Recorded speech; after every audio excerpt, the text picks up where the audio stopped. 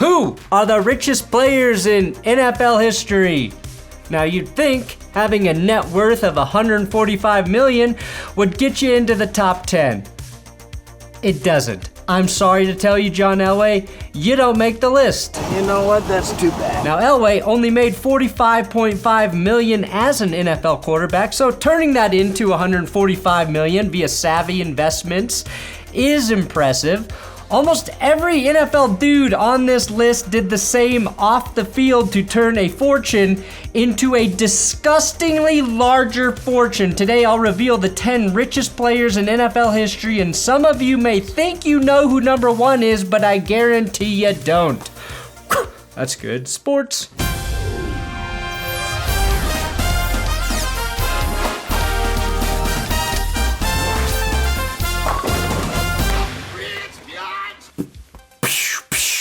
You ever gotten drunk and subscribed to a YouTube channel? Try it. I have big dick Patreon shoutouts for new patrons. But first, an update. I'll be putting information for the Patreon only fantasy drafts. Those are for all $20 Patreon or $20 YouTube members. We'll be doing those drafts right at the beginning of September. I'll have that info up once I create those leagues. And for all $5 and above donors, the Pick'em League, we'll be doing that again through ESPN this year, so keep your eye out for that info. Shoutouts: Jared Hitch Jr., Evan Howell, Bill Doe, Soul, Led Zeppoli, Alex Stafford, Retzwerb, Naknund, Beesums, Kevin Dammit, Matthew Batch. Again, patreon.com/thatsgoodsports or YouTube memberships. That info will be out. NFL players are now regularly getting $100+ million contracts, but we're talking about total net worth for today's list because that's the real metric for wealth. And let me start with the crown jewel of colossal contracts. Patty Mahomes, the Kansas City Chiefs QB, inked a jaw-dropping 10-year deal worth a mind-boggling $450 million back in 2020. If he 10x'd that deal, he could have indeed purchased the Denver Broncos and really became the true owner. Okay, NFL contracts are only going to get bigger though. The largest guaranteed contracts just keep getting cranked out. Most recently with QBs like Justin Herbert, Jalen Hurts, and Lamar Jackson. For Patrick Mahomes though, his total money is still the biggest NFL contract ever dished out by a team to a player, but he's got a long way to go before he collects all of that money, and after taxes, he's only walking away with about half that, which has the 27-year-old's net worth sitting at around $40 to $50 million currently. Now, I fully expect him to be somewhere on this list by the time he retires, but for now, he ain't cracking it. But I wanted to mention Patrick Mahomes to give some perspective on NFL contracts and their actual net worth to those players. So let's start at number 10. Don't be fooled by the on-field salaries. These players are all about making those stacks off the field. Russell Wilson, for example, sure, he had a terrible season, but you couldn't even begin to fit all of his money in his 12 bathrooms with a whopping $242 million contract and an all-star lineup of endorsement deals with Nike and Amazon and, you know, Subway. And it's dangerously good. Wilson could high knee until his legs fell off and simply buy new, real human legs. Hopefully longer ones so he could see over the fucking line of scrimmage. His net worth is $165 million right now, good enough for 10th on the richest person in NFL history list that I have created, ahead of Drew Brees and Brett Favre. Number 9, while Wilson could not vanquish Tom Brady in his second Super Bowl appearance, Eli Manning did so twice. He sacrificed the GOAT twice. Eli Manning's net worth is listed at $170 million. Now, he earned $252 million from the NFL alone, which was the most ever for a stretch. Like Brett Favre, he too went to a college in Mississippi. Unlike Brett Favre, he didn't try to defraud the state, allegedly, which is just a better business move. While playing in the league, Eli was actually one of the highest paid celebrity endorsers in the world. and still second place in his own family. Now, he earned an extra $8 to $10 million per year via sponsorships with companies like Gatorade, DirecTV, Toyota, Reebok, Kraft, and Goaticide. The number one killer of pesky goats. Now, he's still earning $12 to $18 million per year via the Manning cast on ESPN and losing $1 million in fines every time he double flips off the camera. I'm sure you can blur that out, right? 2 birds, 1 fine. Now, number 8. He may be gone, but the iconic John Madden will never be forgotten. Neither will his gaming empire that fed his bank account the food equivalent of $1 million turduckens a month. The Super Bowl winning Raiders coach turned broadcasting legend made one of the smartest moves in NFL history when he lent his likeness to EA Sports for the Madden video game franchise. I will write the check, your face can't cash.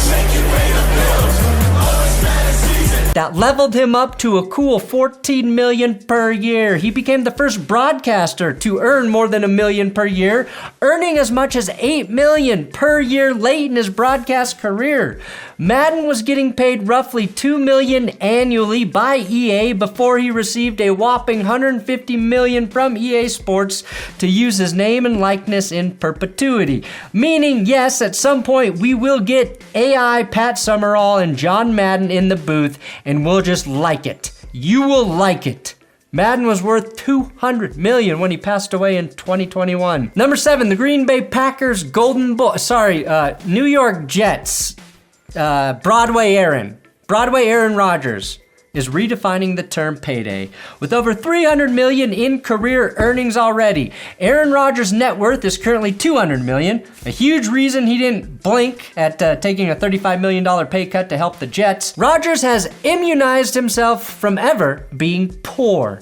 Now, he makes an extra $11 million per year in endorsements with companies like State Farm and Dave's Darkness Retreats. He also owns a small percentage of the Milwaukee Bucks, who learned from Rodgers how to quickly exit the postseason as a number 1 seed. Now, I put Aaron Rodgers ahead of John Madden, even though they both had a net worth of an estimated $200 million, since Rodgers will surpass that number.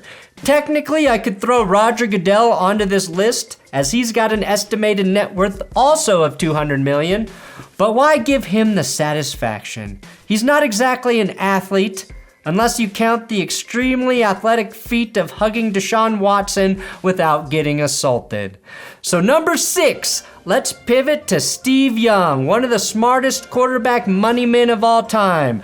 Young made $49 million playing in the NFL, a very fitting number for a San Francisco quarterback. However, many people forget he started his career in the USFL and made roughly $4.8 million there before signing with the Buccaneers in 1985. That's quite a bit more than the $74,000 per year USFLers can make now.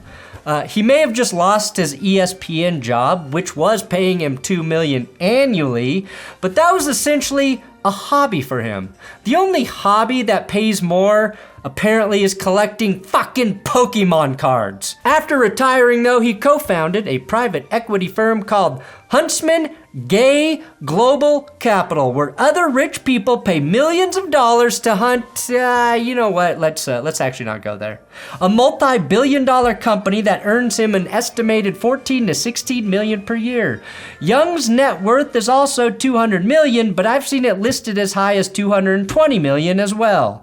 Numbers 5 and 4 tend to swap spots on this list. Fitting, considering Peyton Manning and Tom Brady had one of the best quarterback rivalries in the history of the game and often swapped spots in the power rankings and playoffs. Tom Brady retired earning $333 million from the NFL, more than any player ever in the history of the game. Nearly $100 million more than Peyton Manning's $248 million he earned from the league. Now, both of these quarterbacks have been aggressive and smart in investing their money, except, of course, when Tom Brady did the whole FTX thing. That was not smart.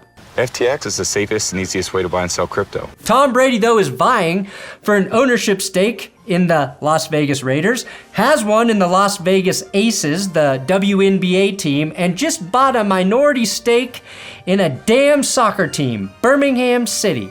I wonder if he'll ever invest in my men's softball team, the FYTBs. We're taking donations, Tom. Fuck you, Tom Brady. Anyway, I'm putting Brady here at number 5 for a couple reasons. One, his divorce cost him severely, not just in assets, but in millions and millions he's going to spend on plastic surgery to keep him young enough to bang 21-year-olds for the next decade. Giselle still has a net worth of $400 million, far less than Brady's reported $250 to $3 million. Plus, his TB12 business is a giant overpriced scam. At least when Peyton Manning purchased 31 Papa John's franchise stores, we all knew a diet of pizza would turn you into this meat-sweating mess of a man. I've had over 40 pizzas in the last 30 days. Pizza the Hut! Like Brady, Peyton's net worth is listed anywhere between $250 to $300 million. But here's the real difference maker. Manning started his production company, Omaha Productions, a few years ago, and after slam dunk hits that they produced, like the Manning Cast, Netflix's Quarterback, and more programming on ESPN, Manning's company is now estimated to be worth $400 million, with the path to become a billion-dollar company. The thought that many have is that Manning will do that to give him the bankroll to purchase his own NFL team.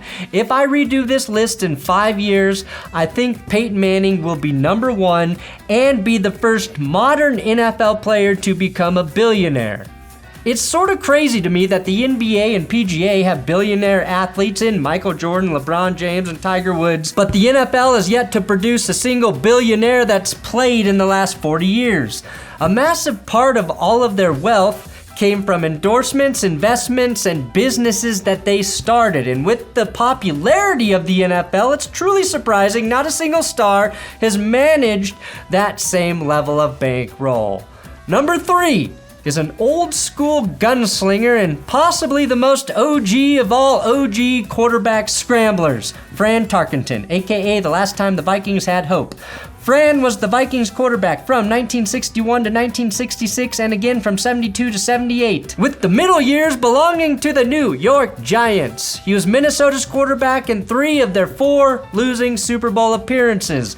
I don't know what's more impressive, getting the Vikings to the Super Bowl or this. Fran took his skills to the business world after retiring, with ventures in computer software, book writing, and even becoming a major Apple shareholder, which helped turn a career that netted him just $1.2 million into, wait for it, $300 to $310 million in net worth today. He 300x'd his money. I love that the guy who was ahead of his time in how he played the quarterback position was also ahead of his time in investing in tech. Tarkenton never made more than $250,000 during a single season in his Hall of Fame career, but he proved that the first thing anyone should do if they have a time machine, after stopping 9/11 and killing Hitler, of course, is invest in fucking Apple. An apple a day keeps the debt collectors away. That's Steve Jobs. That's what he said, right? Number 2 on the list. 2-time Super Bowl champion quarterback Roger Staubach, a.k.a. Captain America, a.k.a. the most patriotic person in American history, according to this intro about his football life. He represents everything that all Americans want to stand for. He was a winner. He was a leader of men. An officer and a gentleman. Man of honor. Everything I ever wanted to be. Ultimate player, the ultimate person. God, country, flag wrapped into one. True American hero. Now, many believe Staubach is the richest NFL player ever. He's not. This Dallas Cowboys legend, though, made waves both on and off the field. Like Tarkenton, Staubach didn't make shit with the Cowboys, earning $160,000 in his highest paid season. His gold mine, though, was his own company, the Staubach Company, a commercial real estate business that sold for a jaw-dropping $613 million back in 2008. His most updated net worth is $650 million, and one site claims he still earns around $50 million per year. He's basically making Justin Herbert money despite not throwing a pass since 1979. Justin Herbert is making Justin Herbert money despite never winning a playoff game. The world's a crazy place. And here we are, number 1. Finally, the summit of the NFL's richest players. Jerry Richardson. It's in his name. The former owner of the Carolina Panthers made history by selling the franchise for a staggering $2.3 billion. Now, you might remember Jerry Richardson for being forced out of his ownership situation after claims of sexual harassment, use of racial slurs, and a hostile work environment surfaced. But what I never knew is that Jerry Richardson was a running back in the NFL for the Baltimore Colts for 2 seasons, from 59 to 60, and even earned Colts Rookie of the Year honors in 1959. Now, leaving the Colts is what actually helped him become a billionaire. In 2004, he told the New York Times, "It was the luckiest thing I ever did. If I hadn't left the Colts, I never would have made the money to own the Panthers." He used his NFL money to start the Hardee's franchises.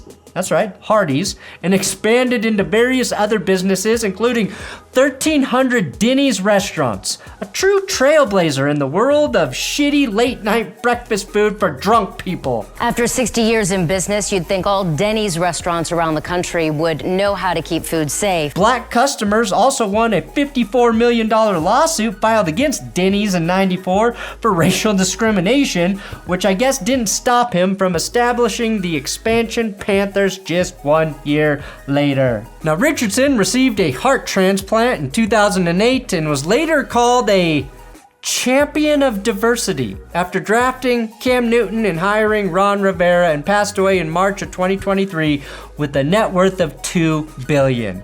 Honestly, making $2 billion seems easier than living to the age of 86 after starting both a Hardee's and a Denny's. But Denny's meals, available 24/7, were prepared in the same kitchen alongside live roaches crawling around on the cook's line. Yeah.